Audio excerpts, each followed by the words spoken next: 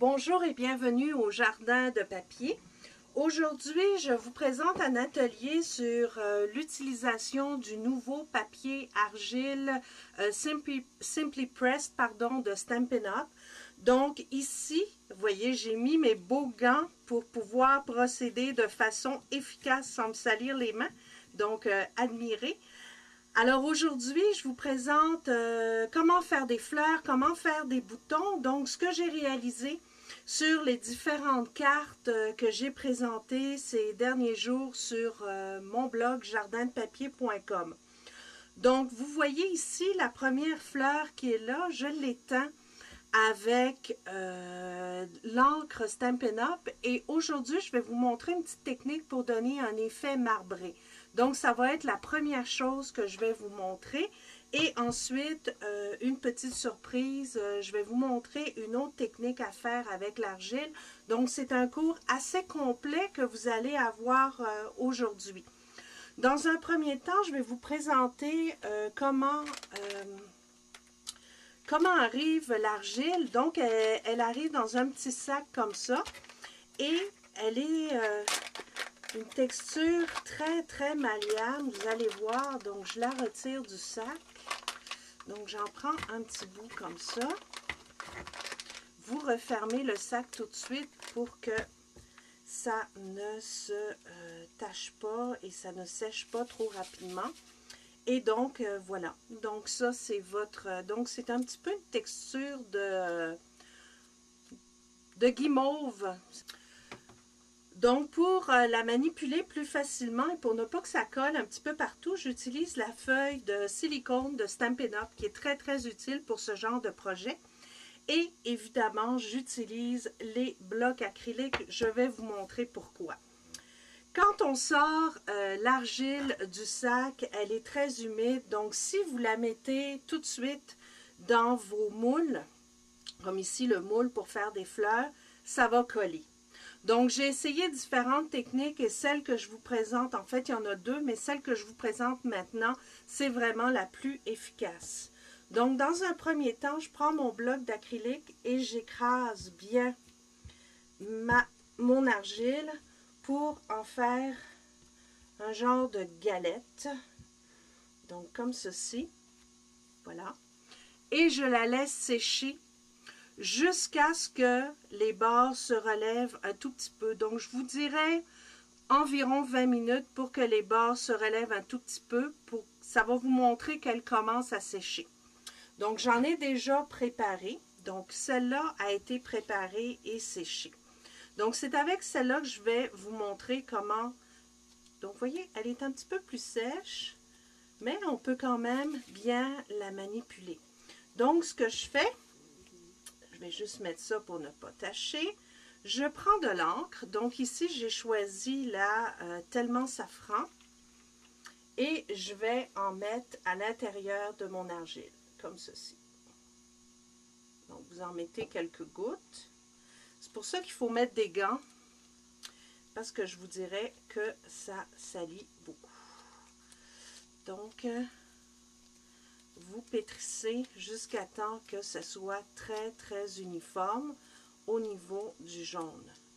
Donc, vous enlevez l'excédent qu'il y a sur votre gant pour que ça fasse une belle couleur. Donc, n'hésitez pas à bien la pétrir pour arriver à vos fins. Donc là, voyez-vous, ça fait quand même une couleur qui est quand même pastel. Ça fait jamais très foncé pour la bonne raison que l'argile est blanche. Donc, une fois que votre Tellement Safran ou une autre couleur plus pâle est bien mélangée dans votre argile, ce que je fais, je l'écrase un petit peu et je vais mettre une autre goutte un peu plus foncée. Donc ici, je prends du tarte au potiron et je vais en mettre une petite goutte, juste comme ça, dans mon argile et je vais la pétrir, mais pas tout à fait. Ce que je fais, c'est que je vais la pétrir, mais m'arranger pour qu'il reste des petites veines, un peu comme ça, voyez-vous, qu'il reste des petites veines dans mon argile. Voyez-vous ce que ça fait? Donc, si je me rapproche, oups, de l'autre côté, Si je me rapproche, regardez ce que ça fait. Ça fait vraiment un effet de petite veine. Donc, je vais recommencer. Donc, vous le placez comme ceci dans votre moule. Voilà. Et très doucement, vous le faites tourner comme ça. Et votre fleur va se détacher toute seule. Pour la bonne raison que tout à l'heure, je l'ai fait sécher à l'extérieur. Donc, elle doit se détacher toute seule. Si vous la prenez trop fort dans vos mains, ça va déformer. Donc, allez-y doucement. Je vais le mettre ici. Donc, vous allez doucement. Et voilà. Voyez-vous? Très doucement, vous l'enlevez. Et voilà, la fleur est là. Elle est parfaite.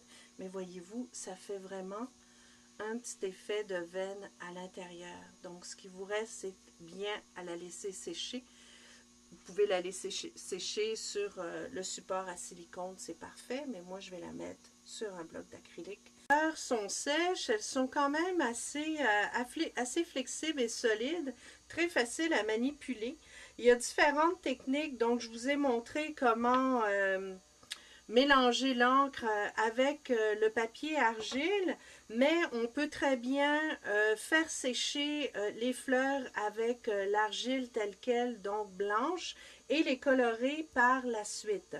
Donc pour les colorer, la façon la plus simple que j'ai trouvée, c'est de piquer sur le côté de cette façon-là, avec un pic, donc de piquer la fleur pour qu'on puisse la manipuler plus facilement. Donc ici, je vais prendre le marqueur pétale de prime vert et rapidement, je passe la couleur dessus et vous pouvez contrôler l'intensité comme vous voulez. Donc ça peut être plus clair, ça peut être plus foncé. Une fois que c'est fait, je prends un Aqua Painter et je mélange, donc j'applique avec l'eau. Donc j'applique les couleurs partout dans les petits plis des pétales pour que ce soit bien uniforme. Donc ça, c'est aussi une façon de colorer votre argile et ça se fait très très facilement, vous allez voir. Donc je colore bien partout et voilà. On peut laisser, si vous voulez, un petit peu de blanc pour donner différentes tonalités, textures, pardon. Et voilà, donc j'ai laissé un petit peu de blanc. Voilà ce que ça donne. Regardez comme c'est joli. Ça fait vraiment un bel effet. Donc, c'est ce que j'ai fait avec celle-là, avec une autre couleur. J'ai fait le cœur en jaune avec du tellement safran. Et j'ai collé dans le centre la petite pluie irisée. Donc, j'en ai mis un petit peu une goutte au centre pour que ce soit plus joli. Si vous voulez aller chercher de la brillance, donc cette texture-là, je vais vous montrer comment le faire. Donc, pour les deux, c'est la même façon que j'ai procédé. Donc, je prends ma fleur, la même chose que tout à l'heure. Je la pique sur le côté pour que ce soit plus facile. Et regardez, je prends de l'encre Versamark que je mets dans un petit contenant. Et avec un petit pinceau, je vais reculer un peu. Voilà. Avec un petit pinceau, j'applique du Versamark partout sur ma fleur.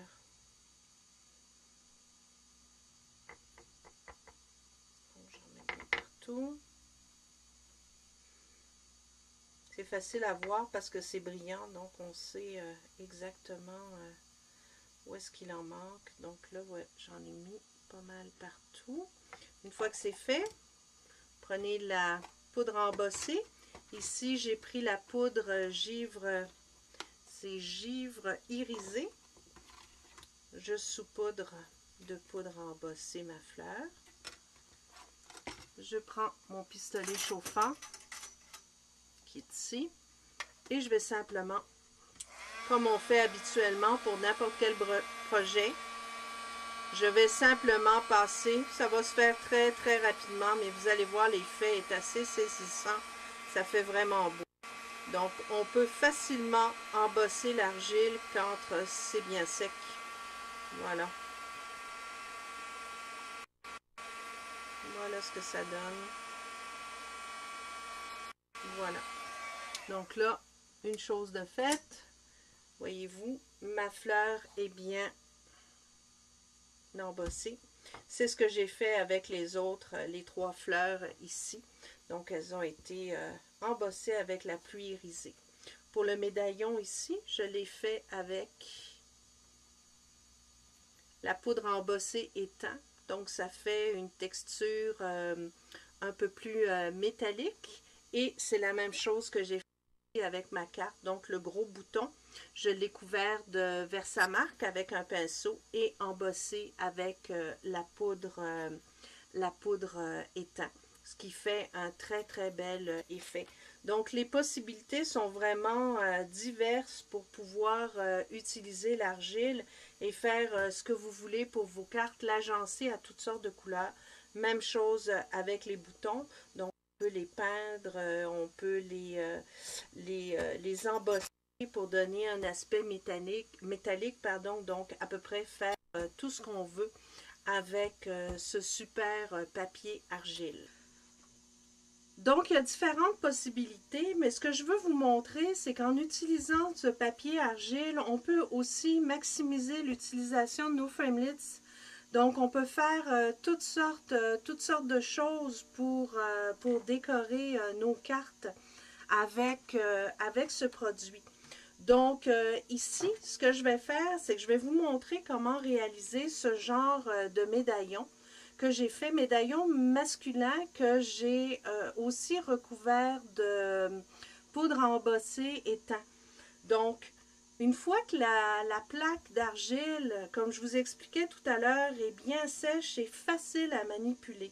Donc, on pose notre framelit ici, le côté tranchant vers le bas, et vous appuyez. Vous appuyez bien pour que ça aille jusqu'au fond vers le support en silicone. Une fois que c'est fait, on enlève, vous pouvez enlever cette partie-là, mais voyez-vous, vous pouvez les laisser, l'excédent, c'est pas plus grave que ça, parce que quand ça va être sec, on peut facilement les couper avec les petits ciseaux. Donc, je ne veux pas plus y toucher pour ne pas détruire ma forme, mais voilà ce que ça donne. Ça vous fait un joli médaillon, une belle découpe qu'on peut utiliser pour décorer la carte. Et vos étampes, utilisez-les pour faire des médaillons. Donc, on peut simplement appuyer et voilà, regardez ce que ça donne. Vous avez un super effet, donc vous pouvez faire ce que vous voulez avec l'argile une fois que c'est en plaque comme ça. Autre chose, je vais le pousser pour le faire sécher. Dans les framelits Secret Garden, il y a des feuilles. Donc, ce framelit-là est très utile, encore une fois. Vous prenez la pointe du framelit, vous appuyez comme je l'ai fait tantôt et regardez. Ça vous fait des super petites feuilles que vous pouvez utiliser pour décorer vos cartes et faire un joli complément aux fleurs avec le moule. Donc, vous laissez sécher et on enlève l'excédent tout à l'heure. Et ce qu'on peut faire, si vous voulez faire une forme, vous pouvez, comme je l'ai fait ici, faire une petite ligne à l'intérieur de votre feuille, comme ça. Le faire un peu plus foncé pour que ça fasse un peu plus bombé. Donc, mais n'oubliez pas qu'on a des super plioirs à gaufrage qu'on peut utiliser pour donner de la texture à l'argile. Donc, dans notre cas, ici, j'ai fait une feuille, mais je peux très bien aller chercher le motif qui est sur, l'écraser un petit peu et regarder ce que ça donne. Je vais m'approcher un peu. Ça donne vraiment quelque chose de très joli qu'on peut mettre sur une carte. Donc, voyez-vous, ici, j'ai mis le motif à l'intérieur de ma feuille. Donc, j'ai juste à le laisser sécher et à découper l'excédent. Donc, voyez-vous, celle-là, je l'ai fait sécher, celle-ci. La seule chose qui me reste à faire, c'est de lui redonner une belle forme, simplement en enlevant ce qu'il y a d'excédent d'argile. Donc, voilà. Et en mettant de la couleur, avec le petit embossage que j'ai fait, on peut très bien aller le coller en dessous d'une fleur pour donner une plus jolie texture. Et vous le collez avec une goutte de cristal effet. Ça tient très, très, très bien. Donc, voilà, regardez. Avec de la belle couleur, comme je vous ai montré tout à l'heure, vous pouvez prendre du vert. Ça va faire un super effet, là, très, très joli. Donc, voilà, c'était ce que je voulais vous présenter aujourd'hui pour utiliser le nouveau papier argile de Stampin' Up. Le papier est vendu, ça coûte vraiment, vraiment pas cher. Et ensuite, vous avez un moule que vous pouvez utiliser. Donc, je récapitule juste la petite technique. Vous faites sécher tant que les côtés se lèvent, vous faites sécher le papier argile pour que ça sorte plus facilement. Mais si vous voulez aussi les sortir facilement, notamment des boutons, vous mettez vos moules avec l'argile à l'intérieur dans le congélateur. Vous le laissez environ 10 minutes. Et quand vous allez sortir vos boutons et vos fleurs, elles vont être faites. Donc, elles ne seront pas écrasées au moment de faire là, vos créations. Merci d'être venu me visiter aujourd'hui, d'avoir vu cette vidéo. Et je vous donne rendez-vous sur Jardin de si vous désirez acheter des produits ou simplement découvrir mes créations et y trouver de l'inspiration.